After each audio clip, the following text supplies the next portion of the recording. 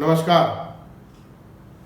पिछले वीडियो में हमने बात किया था बोन डेथ होता क्या है, बोन डेथ की डेफिनेशंस देखे थे, साथ ही साथ इससे होने वाले इफेक्ट्स, इसके साइड इफेक्ट्स और इसको लेके क्या प्रिकॉशनरी है, क्या हम बचाव कर सकते हैं कि बोन डेथ होना और इसका ट्रीटमेंट। उसी दिन मैंने ये बात की थी कि अगर आयुर्वेद में हम इसको बोन डेथ को किससे कोरिलेट कर सकते हैं और साथ ही साथ हमारा लाइन ऑफ ट्रीटमेंट आयुर्वेद में अगर हम चाहें तो क्या कर सकते हैं। तो आज हम इस वीडियो में बात करेंगे बोन डेथ को हम आयुर्वेद में क्या मान सकते हैं और उसका हमारा लाइन ऑफ ट्रीटमेंट क्या होना चाहिए। अगर आपको मेरे ये वीडियोस पसंद आते हैं तो आपसे एक निवेदन है, कृपया इसे लाइक कीजिए, अपने परिचितों, अपने दोस्तों, अपने रिश्तेदारों को शेयर कीजिए और साथ ही साथ इस चैनल को सब्सक्राइब कर लीजिए। तो आइए आज हम जानते हैं कि बोन डेथ और आयुर्वेद को हम कैसे कोरिलेट कर सकते हैं। बोन को हिंदी में हम कहते हैं अस्थि, और अस्थि का जो डिस्क्रिप्शन है आयुर्वेद में वो है धातुओं के अंदर। आयुर्वेद के हिसाब से शरीर के 3 चीज़ों से हमारा शरीर मिलके बना है, वो है दोष, धातु और मल।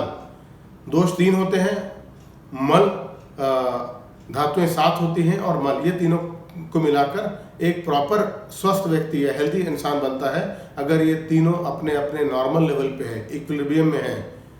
और हमारे ट्रीटमेंट का प्रोटोकॉल भी यही है कि अगर कोई दोष, धातु या मल ज़्यादा होता है तो उसको कम करना है और अगर कम होता है तो उसे बढ़ाना है। ये हमारा ट्रीटमेंट का प्रोटोकॉल है, बढ़े हुए दोषों को घटाना और घटे हुए दोषों को बढ़ाना। तो जहाँ तक अस्थि धातु की बात है तो अस्थि को 7 धातुओं के अंतर्गत रखा गया है और ये 7 धातु हैं रस, रक्त, मांस, मेद, अस्थि, मज्जा और शुक्र। ये 7 धातुएं हैं जो शरीर का धारण करती हैं। धारण कहने का मतलब है कि ये आपके शरीर के सभी मेटाबॉलिक एक्टिविटीज़ को मेंटेन करती हैं, शरीर के सारे फिजियोलॉजिकल एक्टिविटीज़ को मेंटेन करती है। आप जो भी आपका लाइफस्टाइल और आपका बॉडी है उसको मेंटेनेंस में ये शरीर में धातुओं का एक बहुत बड़ा इंपॉर्टेंट रोल है। तो इसमें से जब हम देखते हैं कि अस्थि धातु के जो क्षय के लक्षण हैं या अस्थि धातु की जो कमी के लक्षण हैं और मज्जा धातु के जो कमी के लक्षण हैं, इन दोनों के जो लक्षण हैं वो बोन डेथ के लक्षण से मिलते जुलते हैं। करीब करीब दोनों के लक्षण एक जैसे हैं, इसीलिए हम ये कोरिलेट कर सकते हैं कि जो बोन डेथ है उसको हम अस्थि धातु का क्षय और मज्जा धातु का क्षय मान सकते हैं। और अगर हम अस्थि धातु का क्षय या मज्जा धातु का क्षय मानेंगे तो इस मानने के पीछे एक तर्क भी होना चाहिए। तो जैसा कि हमारे आयुर्वेद के शास्त्रों में लिखा गया है कि अस्थि क्षय के लक्षण जो हैं वो है संधियों में शूल या हड्डियों में दर्द, जोड़ों में दर्द, इसके साथ साथ ही आपके दांत, नाखून या बालों का झड़ना, ये अस्थि क्षय के लक्षण है। और मज्जा क्षय के लक्षण है हड्डियों में खोखलापन हो जाना और साथ ही साथ में चक्कर आना या कमजोरी होना या मूर्छा आ जाना। ये सारे लक्षण आपको बोन डेथ में भी मिलते हैं और अस्थि क्षय और मज्जा क्षय भी मिलता है। इसीलिए बोन डेथ को हम अस्थि या मज्जा का क्षय मान सकते हैं। और अगर हम अस्थि या मज्जा का क्षय मानेंगे तो हमको वो ट्रीटमेंट प्रोटोकॉल पे जाना होगा जिस प्रोटोकॉल से हम कम हुई अस्थि और मज्जा धातु को बढ़ाएं। और उसके लिए जो चिकित्सा सूत्र आयुर्वेद में कहा गया है वो चिकित्सा सूत्र मैं आपसे शेयर करना चाहूँगा। अस्थि आश्रयणाम व्याधिनाम पंचकर्माणि भेषजम बस्तया क्षीर सर्पिशी तिक्त कोप हितानि च। ये लाइन ऑफ ट्रीटमेंट है कि आपको क्या क्या चीज़ें करनी है अस्थि धातु के कमी को दूर करने के लिए। तो सबसे पहला लाइन ऑफ ट्रीटमेंट है इसमें पंचकर्म का उपयोग, वमन आदि पंचकर्म। पंचकर्म आपको पता होगा ये 5 आयुर्वेद के विशिष्ट कर्म हैं जिससे शरीर का शोधन होता है, या कह सकते हैं जिससे हम अपने बॉडी को डिटॉक्सिफाई करते हैं। और डिटॉक्सिफिकेशन का महत्व आज के समय में बहुत ज़्यादा ज़रूरी है, क्योंकि डिटॉक्सिफिकेशन अगर होगा तो आपका इम्यून सिस्टम बेहतर होने लगेगा। तो पंचकर्म का उल्लेख पहला बोला है कि पंचकर्म कराइए। पंचकर्म 5 होते हैं, वमन, विरेचन, 2 प्रकार की बस्ती और नस्य, कभी कभी एक रक्त मोक्षण को भी हम पंचकर्म में मानते हैं। इसके बाद दूसरा लाइन ऑफ ट्रीटमेंट है बस्ती। बस्ती क्या होता है? बस्ती आज के समय में अगर हम समझना चाहें तो एक ये मेडिकेटेड एनीमा है। एनीमा तो सब जानते हैं, पेट साफ करने के लिए हर कोई एनीमा लेता है। एनीमा का ही एक प्रकार है बस्ती, जिसमें हम मेडिकेटेड मेडिसिन यूज करते हैं और बस्ती बहुत प्रकार की होती है। और किसी भी प्रकार के हड्डियों के रोगों में या अस्थि क्षय जन्य रोगों में, मज्जा क्षय जन्य रोगों में बस्ती का बहुत ज़्यादा इंपॉर्टेंट रोल है, बहुत फायदेमंद है।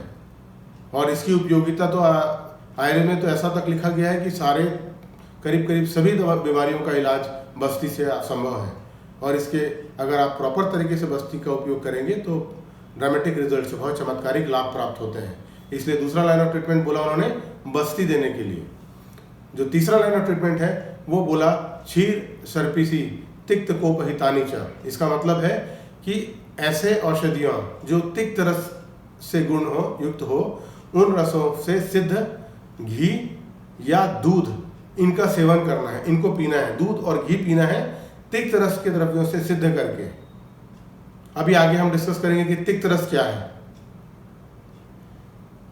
जब बात आई रस की तो अब हम जानेंगे कि रस क्या होता है। रस वो है जो आपको खाने में टेस्ट आता है, आपके जीभ में जो स्वाद महसूस होता है उसे हम आयुर्वेद में रस कहते हैं। और ये 6 प्रकार के होते हैं।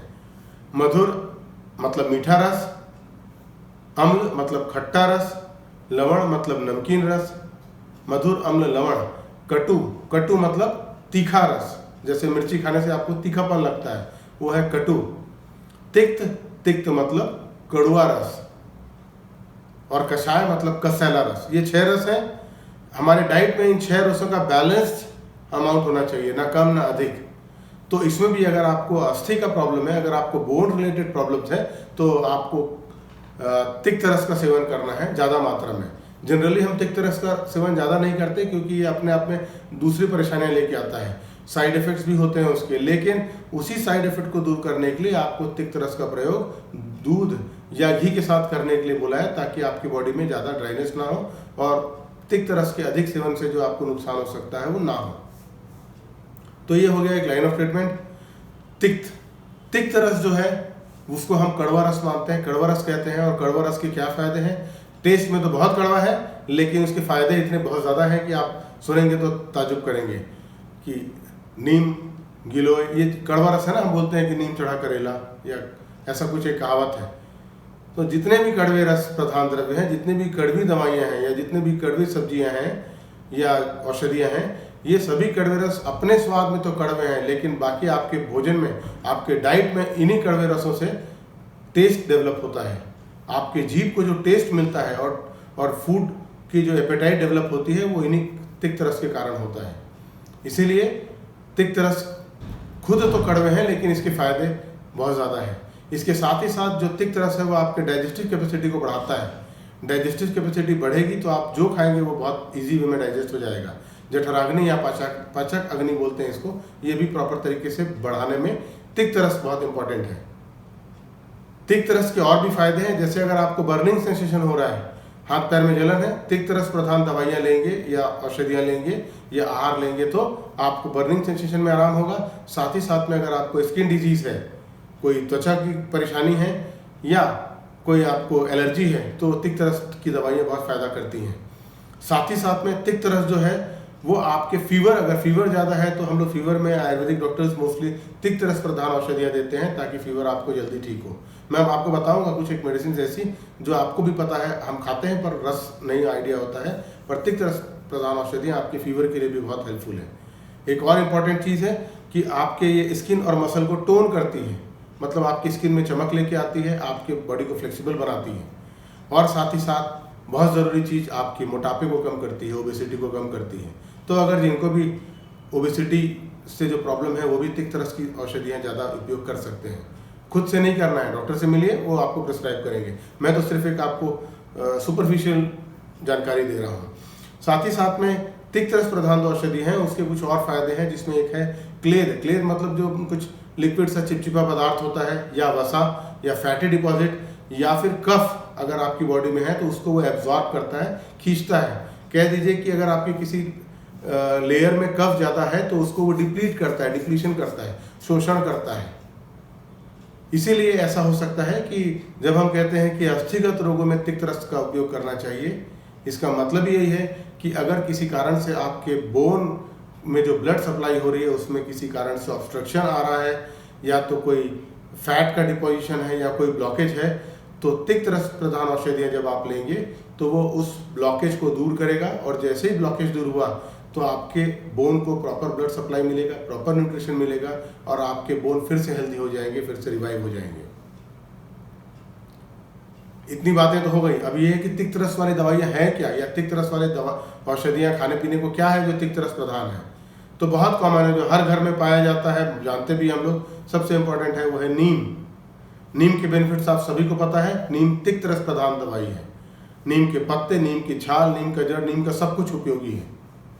एंटीवायरल थेरेपी भी है, एंटीवायरल ट्रीटमेंट में भी नीम बहुत फायदेमंद है। ऐसा रिसर्च में वो एंटीवायरल भी पाया गया है। तो सबसे इंपॉर्टेंट है नीम।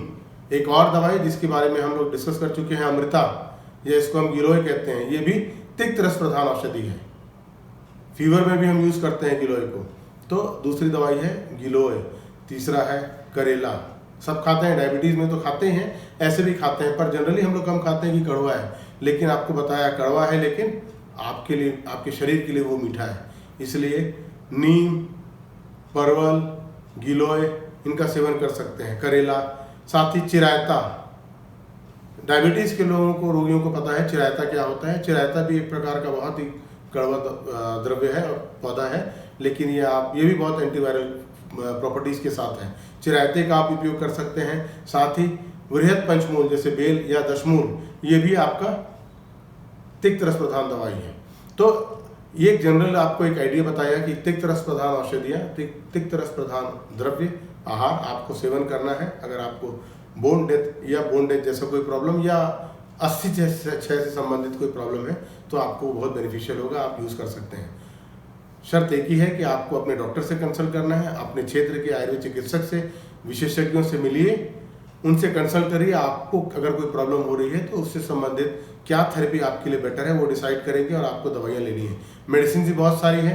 कुछ विटामिन डी के सप्लीमेंट्स हैं जो आप ले सकते हैं आयुर्वेद में, जैसे प्रवाल है, मुक्ता शुक्ति है, बहुत सारे हैं, हम डिस्कस इसको नहीं करेंगे। लाक्षा है। ये तो हो गई दवाइयों की बात, पर सिर्फ दवाइयों से काम नहीं चलना है। दवाइयों से काम नहीं चलना है, दवाइयों के साथ साथ हमको कुछ योग करना है, आसन करना है, प्राणायाम करना है। तो आप जो बहुत आसानी से कर सकते हैं, जो सबको पता है, वो है सूर्य नमस्कार। सूर्य नमस्कार में 12 स्टेप होते हैं। कैसे सूर्य नमस्कार करते हैं ये भी अपन किसी दिन एक वीडियो में डिस्कस करेंगे। सूर्य नमस्कार जो है आपकी बॉडी को फ्लेक्सिबल करता है, आपके मसल को टोन करता है, साथ ही साथ में आपकी बॉडी के ब्लड सर्कुलेशन को बढ़ाता है। जब ब्लड सर्कुलेशन बढ़ेगा तो आपके हर बॉडी के पार्ट को न्यूट्रिशन मिलेगा, और एक बार प्रॉपर न्यूट्रिशन मिला तो किसी प्रकार का बीमारी या किसी प्रकार का कोई डिप्लीशन नहीं होगा और आप हेल्दी और फिट रहेंगे। जब ब्लड सर्कुलेशन हो ही रहा है बहुत अच्छा, तो उसके साथ एक दूसरी प्रायोरिटी है कि ब्लड में बहुत सारा ऑक्सीजन फ्लो हो, अवेलेबल हो, और उस ऑक्सीजन की अवेलेबिलिटी को बढ़ाने के लिए सबसे अच्छा उपाय है प्राणायाम। इसलिए ये छोटी सी चीज़ें हैं, आज के समय में बहुत ज़रूरी है ऐसी चीज़ें करना। ये सिर्फ अस्थि क्षय नहीं, ये आपके पूरे इम्यून सिस्टम को बढ़ाएगा, और इम्यून सिस्टम को बढ़ाएगा तो अस्थि क्षय क्या, जो भी बीमारी आएगी वो आप ऐसे ही निपट लेंगे, कोई परेशानी नहीं होगी आपको। तो तिक्त रस प्रधान औषधियों का प्रयोग, सूर्य नमस्कार का प्रयोग, बहुत सारे आसन है वो भी डिस्कस कर लेंगे फिर कभी, और साथ ही साथ प्राणायाम, ये बेसिक चीज़ें हैं बोन डेथ के लिए। इसके साथ ही साथ में एक और बहुत ज़रूरी चीज़ है, वो है विटामिन डी की अवेलेबिलिटी के लिए सन एक्सपोजर। अपने आप को धूप में रखिए, धूप, सन का एक्सपोजर लीजिए 15 से 20 मिनट तक। सुबह की धूप अच्छी होती है, दोपहर की धूप ना लीजिए, सुबह के 15 से 20 मिनट तक सुबह अपने शरीर को धूप दिखाइए। तो जो आप खा रहे हैं, अगर आपका डाइजेशन अच्छा है, आपकी अग्नि अच्छी है, तो जो आपको कैल्शियम सप्लीमेंट्स हैं जो भी मिल रहा है, उससे विटामिन डी सिंथेसिस होगा और आपकी body fit, fine and healthy रहेगी। और ये बहुत ज़रूरी है आज के समय में, क्योंकि अभी तो मैं आज बोन डेथ के बारे में बता रहा हूँ, अभी एक नया वायरस का एंट्री हो चुका है, साइटोमेगलो वायरस। उसके बाद में एक और अभी इन्फेक्शन केरल में हम लोग सुन रहे हैं कि जीका वायरस का फिर से प्रकोप चल गया है। ऐसे तो वायरस हमेशा आते ही रहते हैं, लेकिन अभी इस समय में क्योंकि हमारा इम्यून सिस्टम कम है, अगर हमारे घर की दीवार ही कमज़ोर है तो डेफिनेट है ना, कोई भी आके धक्का मार के तोड़ेगा। उसी तरह अगर हमारा इम्यून सिस्टम कमज़ोर रहेगा तो एक से एक वायरस आएंगे, क्योंकि वायरस तो बहुत सारे हैं, एक एक वायरस आएंगे और आपको परेशान करते रहेंगे। तो ज़्यादा बेहतर है कि वायरस को रोकने से अच्छा अपने इम्यून सिस्टम को बढ़ाइए। इम्यून सिस्टम अगर आपका बेहतर होगा तो किसी प्रकार का कोई भी इन्फेक्शन आपको नहीं नुकसान पहुँचाएगा, हो भी जाएगा तो ठीक हो जाएगा। इसलिए इम्यून सिस्टम को बढ़ाइए। ये सारा आहार, औषधि आहार और विहार, डाइट है, जो डाइट की बात की, योग की बात की, आसन की बात की, प्राणायाम की बात करी, ये सब करिए, आपको कोई दिक्कत नहीं होगा। इस परेशानी के समय में भी इन सब छोटी छोटी चीज़ों को फॉलो करके आप अपने आप को बहुत स्वस्थ रख सकते हैं, और स्वस्थ रहना ही आज के समय में सबसे बड़ा मूल मंत्र है। स्वस्थ रहिए, मस्त रहिए, प्रसन्न रहिए। धन्यवाद।